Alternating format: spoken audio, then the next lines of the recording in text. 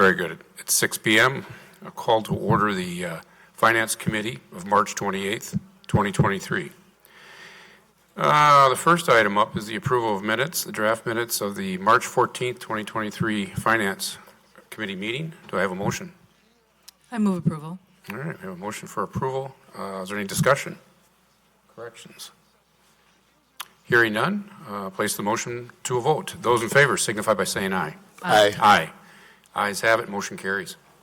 On to the next item, the public appearances non-agenda item. We do have a gentleman in the chambers that would like to speak. And go ahead, David. David Haight, you have 3 minutes. Okay, so I've been interested in stormwater issues and the stormwater utility for a while now, and I've started bringing up some of these issues before the Board of Public Works. But when you take a look at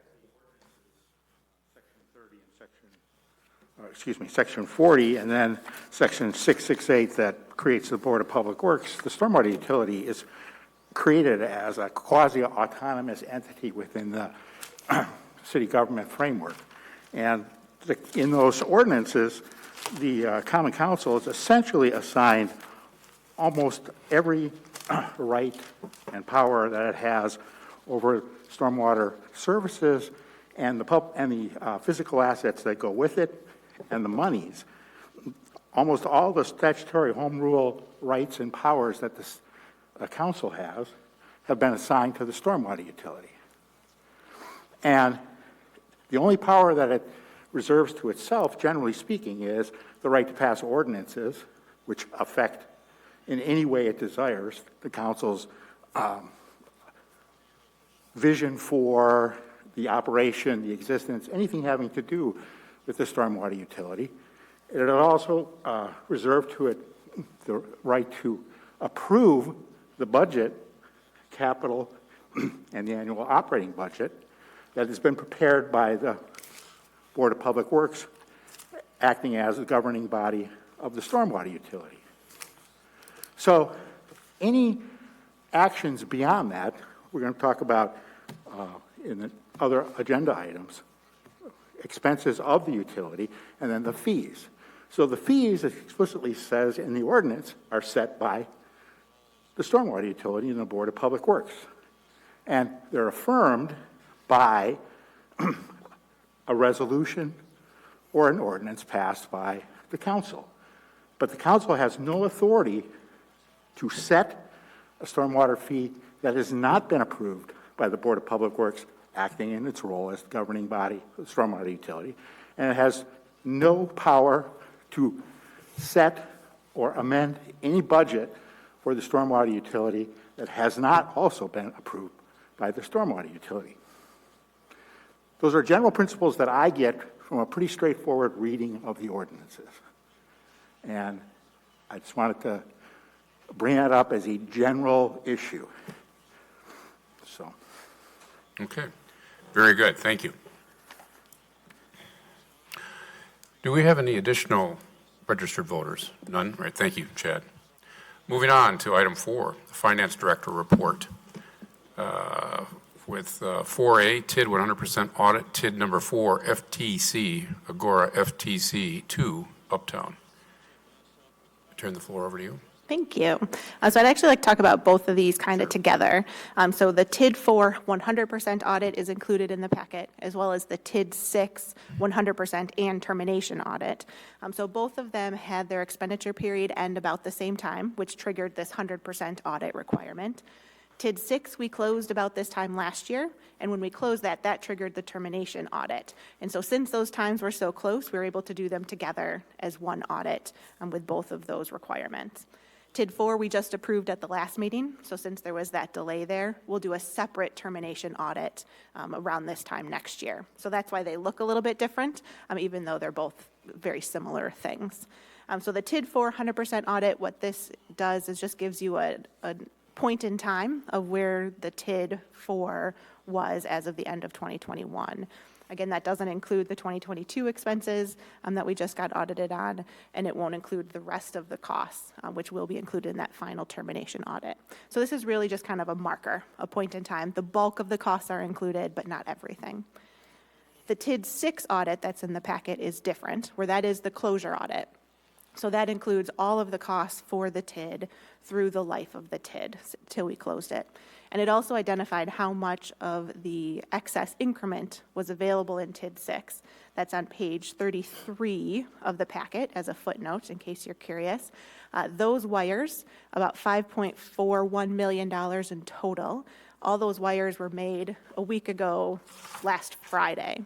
So I made the wires to Dane County, City of Fitchburg, Verona School District, and MATC in the amounts that are included there. So Fitchburg's share of that was the $1.85 million. That's the money that funded our ARPA and TID closure investment plan, at least partially. So as of now, the final audit for TID 6 has been completed. I filed the final report with the Department of Revenue, and I've gotten confirmation from the DOR that everything with TID 6 is good and closed. So that's great news.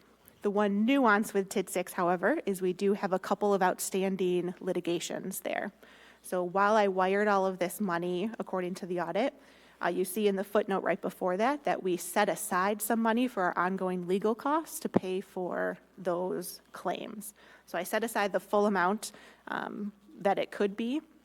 I wired this amount if at the end of the claim, when it's finally done, I have some money left over. My intention is to share that with the overlying jurisdictions in the same proportion as what these wires were. So they got the bulk of their money right away, but they might get a little bit more if the legal cases get wrapped up relatively quickly. So that's all I have on those two. I guess if I pause if there's questions. Yes. If the legal fees exceed the amount that you set aside, where do those funds come from? The city would be on the hook for that. And so included in that investment plan was, I think, a couple $100,000 worth of TID 6 administrative costs. That's our backstop. Sure. So that if it goes up more. Also, if we unfortunately are not successful in our lawsuits, that claim amount also would have to be absorbed by the city and part of that amount that we set aside in the investment plan. Okay. Misty, what page is this noted on, what you're talking about? Yep, so it's page 33 of the total packet. It's page 10 of the audit. Oh, okay, got it, thanks. Yep. Okay, very good. Further, additional information? Just a little bit. So last week I was out in spring break, so I'm still kind of catching up. But the week before that, we had our audit, our annual external audit firm was here. Everything went really well. They complimented the team about their responsiveness and their documentation thoroughness and all of that. So we expect to get a clean report. It is scheduled to, the final audit report is scheduled to come to the Finance Committee the first meeting in June. So working through the rest of that, but field work went really well. Good, very good. Are there any additional questions or discussion from the committee? All right, hearing none, we'll move on to item 5, review of bills. 5A, detailed review of checks for $10,000 and above for the period of March 1st through the 15th, 2023, totaling $701,334.32. Questions from the committee? Yes, Alder Gerhart, go ahead. Thank you. Just one for public information. The dance classes that are listed, obviously that's a large sum, but all that is a pass-through cost, right? We charge those fees and then... Exactly. So we pay to the instructor 80% of the fees that we collect.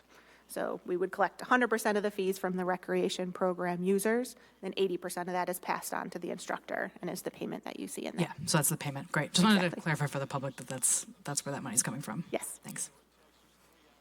Okay, additional questions and discussion? Hearing none, we'll move on to the next item. 5B, detailed review of all checks issued, checks 124892 through 124972 for the period of March 1st through the 15th, 2023, totaling $820,806.93. Questions, discussion from the committee? Hearing none, moving on to action items. Action item 6A. Do we have a motion to move resolution R-52-23, approving revisions to the policy and procedures for special assessments and approving increases to stormwater utility rates? I move approval. We have a motion for approval from Alder Wheeler. And before we go to discussion, I'd like to open the, I'm sorry, you're pointing to Tim? Oh. Yes. So do you want to do, was there public comment first, or else do you want to have staff start it?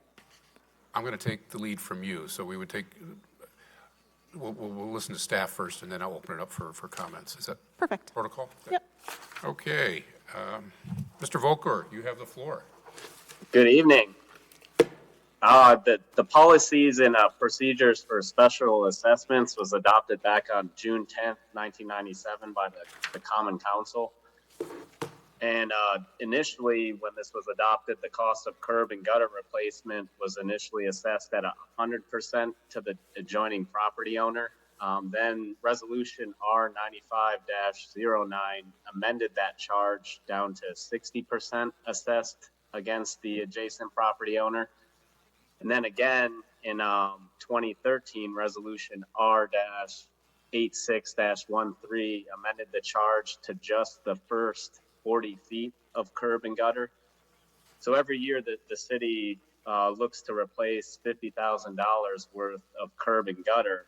And we're looking to appropriate the charge of the cost of the curb and gutter replacement to the stormwater utility, as the curb and gutter conveys stormwater to the storm system.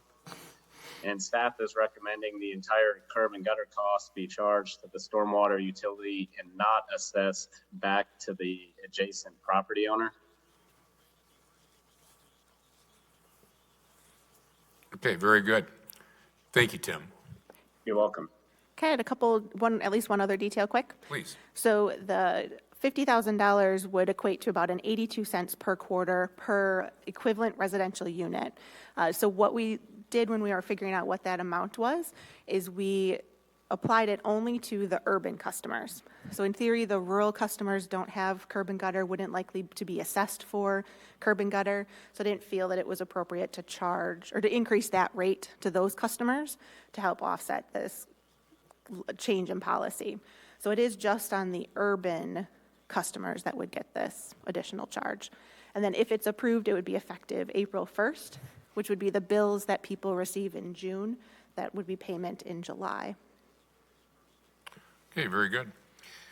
I'll open it up to the for public comment, and the first, well, the one and only register is Mr. David Haight. You have the floor. So following up, 3 minutes. so following up on what I talked about earlier, the ordinance with respect to rates is a little bit ambiguous, and I've sent my analysis to Chad and the city attorney for their interpretation. But again, my interpretation is that so in this case, the Board of Public Works did not pass this. It was 2-2, and that the council has no ability to vote for a fee change that was not approved by the Board of Public Works. Secondarily, the way that the ordinance is written, it specifically says that the stormwater utility is created for a specific purpose, and the specific purpose is the cost of operating and maintaining the city stormwater management system and financing necessary repairs, blah, blah, blah, blah, should, to the extent practicable, be allocated in relationship to the impact on services received from the system. So taking things that we know to be specific assessment eligible and rolling them into the stormwater fee, which is assessed against all the ratepayers, is in direct contravention to that essential principle. The other aspect is that stormwater fees are regulated to some degree by the Public Service Commission, but more importantly, they're regulated by the Department of Revenue under 66-701, 0701 and 0703, and specifically talks about the attribution of costs. So what differentiates a fee? And give me the 3-minute hook when. Sure, I will. You have a few minutes, 1 minute. All right. So what differentiates a fee from a tax? A fee is in relation to the service provided. And it specifically says that costs attributed, so the state statute said any fee that's imposed by a political subdivision shall bear a reasonable relationship to the service for which the fee is imposed. And reasonable relationship means the cost charged for a service provided to a person doesn't exceed the cost, direct cost associated with any activity related to the fee.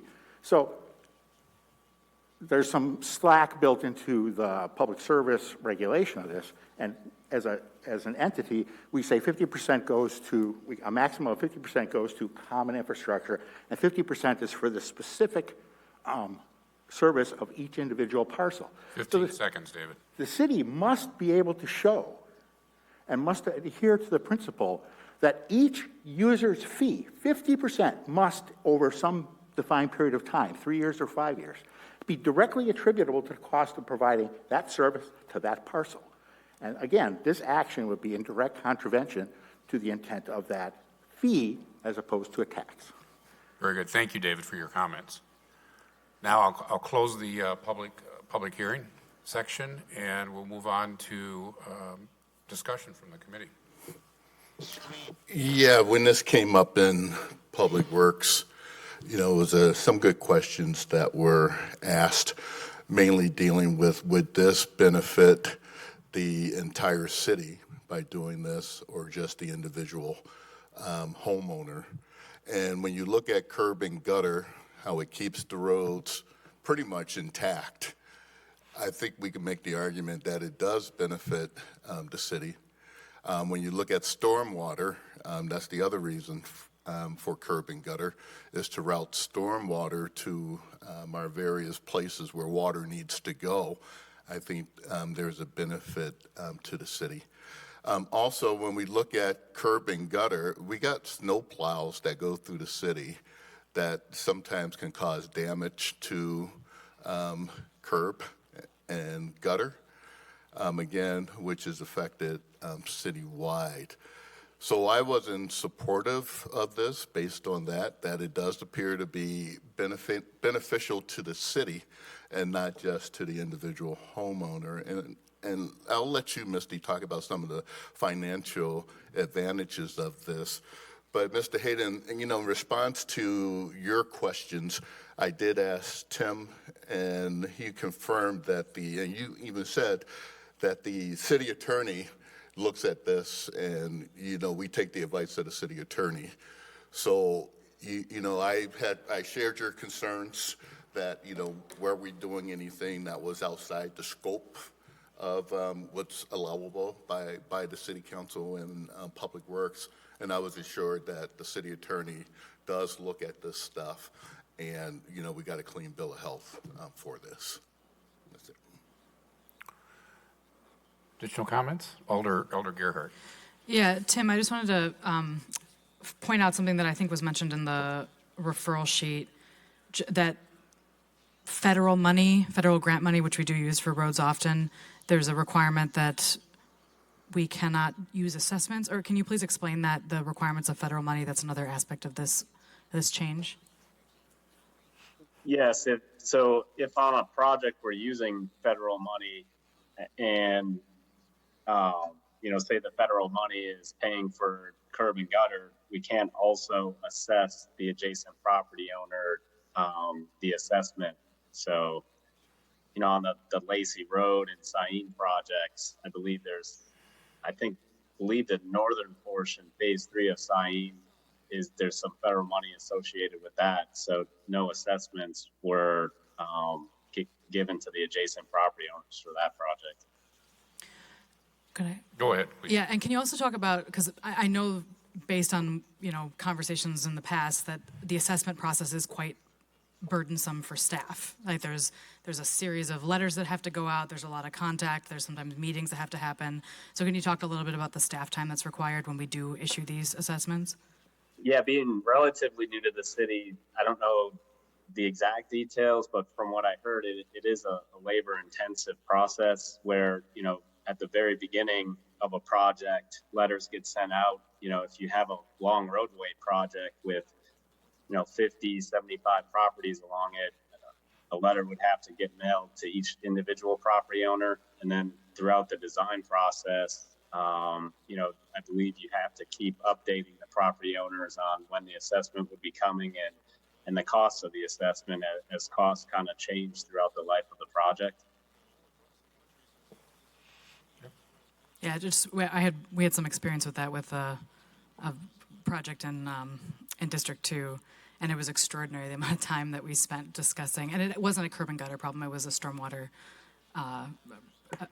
a stormwater fix, but it was extraordinary how much time the staff spent on that. And definitely with the limited staff time we have to deal with city projects, I think that's another valuable aspect of making this change. All right, very good. Further discussion. Alder Wheeler? Yeah, Misty, could you just go over part of the financial advantages that we discussed before? Yeah, so similar to kind of what we were talking about there, really what at least started this conversation at this time was the pain points, not just for staff and the staff costs associated with it, but also for the public.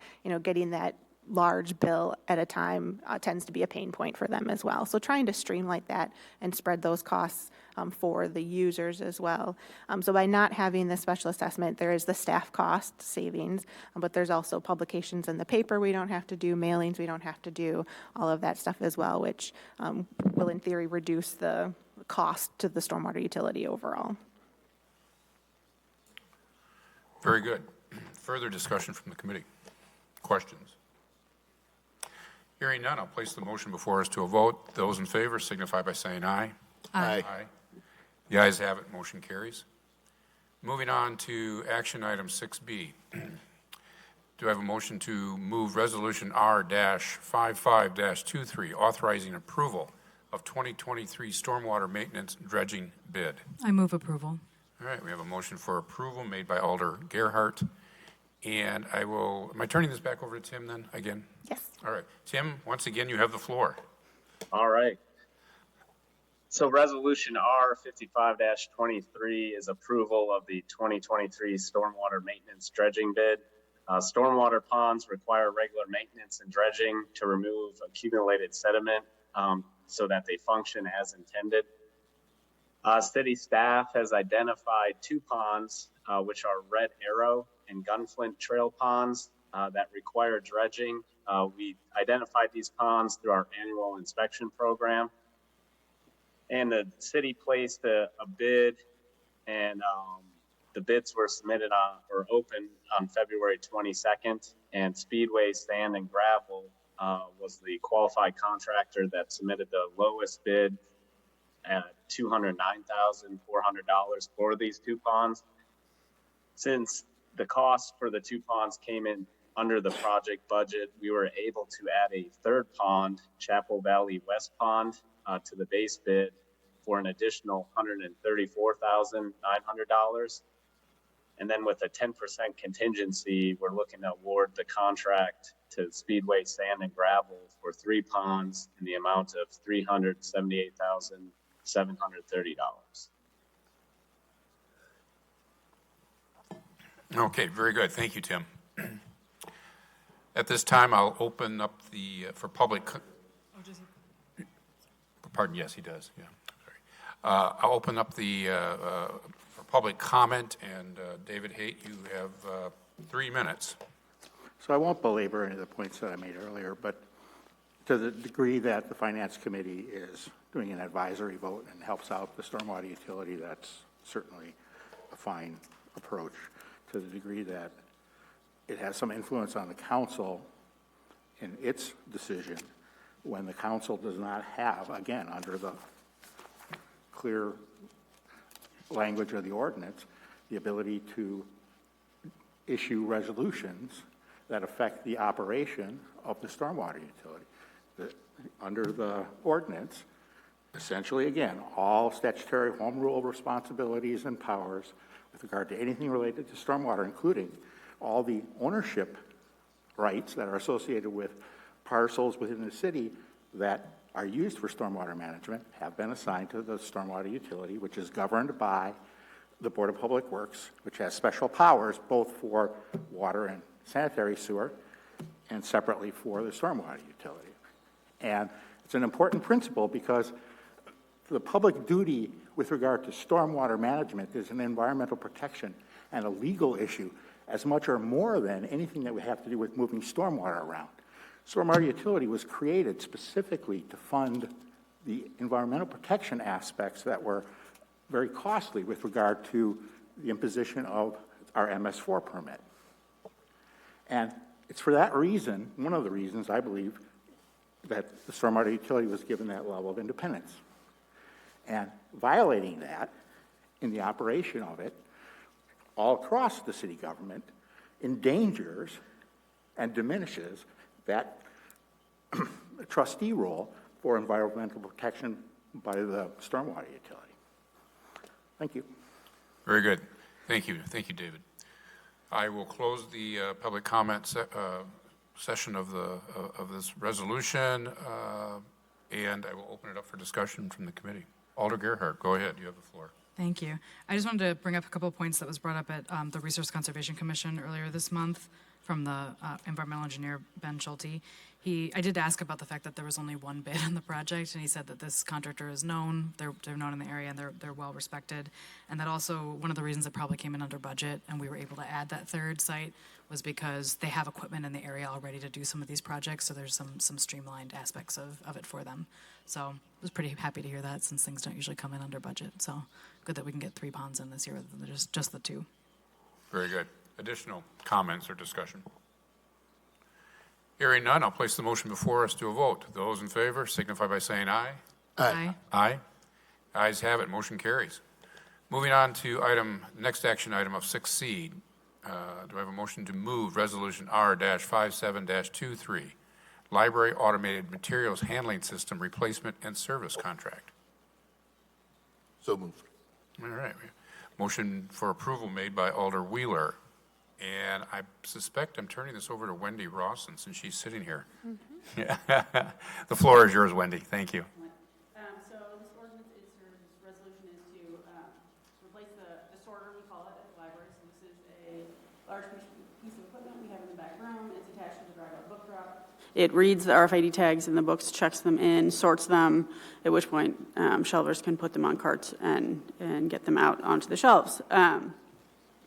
End of life is considered 10 years. It's 12 years old, so it is time. We've been planning for this replacement since we opened in 2011, so we've got funds set aside in our fund balance to cover it. There is also a budget amendment attached to this, and that is because they did estimate the freight, and we want to make sure that we've got enough to cover that. Also included is a 10-year service contract, which is pricey, but I think necessary. The service contract comes with a 10-year warranty, so we will be guaranteed that it works. We have had a number of issues with our current sorter, and we've had to use the service contract quite a bit for that. So I think it's worth sort of an insurance policy to make sure that it works. We did open the library with staffing to go along with having this machine, so if we didn't have it, we would have to add a significant number of staff just to complete the job that it does, and we'd have to do quite a bit of renovating of the building to make it work, so, yeah. Very good. Thank you very much, Wendy. Sure. All right. I will open it up to the floor, and Alder Wheeler. Wendy, just so the public knows what Yes. that is. Yes. That book drop that's outside the Yes, library? correct, the drive-through. Little yellow? Yes, where you have to put them in one at a time. That's Yes, because it's okay. reading the RFID tag and checking it in. Yep. Okay. Yeah. All right. Additional questions? Yes, Alder Gerhart. Do you know how long it's going to take to install? Just out of curiosity. So I think there's probably a 6 to 8 month lead time to get it. Installation goes pretty fast. When we got the original sorter, I was expecting it to be a week, and it was like 2 days. So, wow. yeah, yeah. Very good. Additional discussion, comments? Hearing none, we'll place the motion before us to a vote. Those in favor signify by saying aye. Aye. Aye. Ayes have it. Motion carries. All right. Moving on to item 6D. Thank you, Wendy. All right. Thank you. Moving on to action item 6D. Do I have a motion to move resolution, so make sure I'm not jumping around here. Motion R-62-23, accepting second amendment to the library chiller replacement contract with Strand Associates, Inc. I move approval. We have a motion for approval made by Alder Gerhart. And Tim, are you speaking to this one as well? Yes. All right, go ahead. So Resolution R-62-23 is accepting the second amendment for Strand Associates. The library heating and cooling system has encountered significant repair costs, resulting in a loss of reliability and service comfort. So Amendment 2 is necessary for services to develop a contingency plan in the event the heating and cooling system fails. So right now the city has a purchase order to purchase the equipment. However, it's a long lead item that's, believe it's 10 months out. So in that time frame, the existing system could fail, and we're looking for Strand to kind of come up with a contingency plan for us in case this existing system fails, and that therefore we have a plan in place to fix the system. So Amendment 2 is for $25,000 for Strand to come up with this contingency plan. Very good, thank you. I'll open up the resolution to the floor, discussion, I should say, to the committee. Questions? Alder Wheeler. Tim, would it have been cheaper for the contingency plan to be done in the beginning of this, or should it have been done? It would have been the same cost, regardless of whether they started at the beginning or now. The same amount of work is involved. Obviously, it would have been nice to have this at the beginning, but I don't believe the city at the time knew the equipment was that long of a lead. So once we found out it was a long lead item, that's when we engaged Strand to come up with this scope of work for a contingency plan. Thanks. Yep. All right, additional discussion or comments? Hearing none, I'll place the motion to a vote. Those in favor signify by saying aye. Aye. Aye. Ayes have it, motion carries. Moving on to the next action item, 6E. We have a motion to move Resolution R-65-23, approving the First Amendment to the offer to purchase remnant land, Outlot 2 of CSM 16005 at Ochala Drive, Fish Hatchery Road, and approves the partial release from subdivision improvements agreement. I move approval. All right, motion for approval made by Alder Wheeler. I can start this one. Very good, go ahead. So this probably sounds very familiar because technically council approved the sale of this land back in 2022. So when we were redoing Fish Hatchery Road, we made a large land purchase along the road, knowing that we needed some of it for, I think it was the Ochala Drive extension. But there was a remnant piece that was remaining just south of UW Credit Union that the city doesn't really have a purpose for. So we're proposing that we sell that back to UW, or sell it to UW Credit Union for their use, for basically the proportionate share of the costs that we incurred in order to purchase and get that land. It's coming back to you because when we were going through the process of the sale with the title company, there were some issues that needed to be worked out. We've also now missed that sale date. So this resolution is doing two things. One is it is cleaning up the last title issue, which is to remove this land from the subdivision improvement agreement, which Public Works doesn't have any concerns with and seems to make sense. And then the second thing is extending the date by which the closing occurs to April 28th to give us a little bit more time. Other than that, it's the same as what you've seen before. All right, very good. Additional, or I should say discussion, from the committee. All right, hearing none, I will place the motion before us to a vote. Those in favor signify by saying aye. Aye. Aye. Ayes have it, motion carries. Moving on to the next action item of 6F. Do I have a motion to move Resolution R-66-23, approving Second Amendment to the Ochala Drive Development Agreement? I move approval. Motion for approval made by Alder Wheeler. And who will be speaking to this? I guess I can kick it off just because the impetus for the road extension of Ochala Drive east to Index Road followed the vision in the North Fish Hatchery Road Opportunities Analysis back in 2004, and then the visioning document in 2019 to try and create better connectivity in that older section of the city that developed when we were still a town. So when the Ochala mixed-use project that Venture Capital is doing came forward, they didn't need the road extension for their building project, but we wanted the road as the city of Fitchburg for our goals of connectivity in the neighborhood. But at our request, they are actually the ones that are managing the contract with Nelson to extend the road east to Index Road there for the connectivity. And originally we had $1 million for the developer bond pay-as-you-go amount. Costs are coming in higher, and the initial $1 million didn't include the amount for the actual land right away, which have amounted to $244,000. And then we've got some increased MG&E utility costs. There was an additional transformer that was needed, and then some of the other MG&E costs are coming in higher. And then with the increased bond amount to 1.325, it leaves about $31,000 kind of as a contingency, just because we're a little uncertain yet where the estimates are going to come in. These are only estimates at this point in time.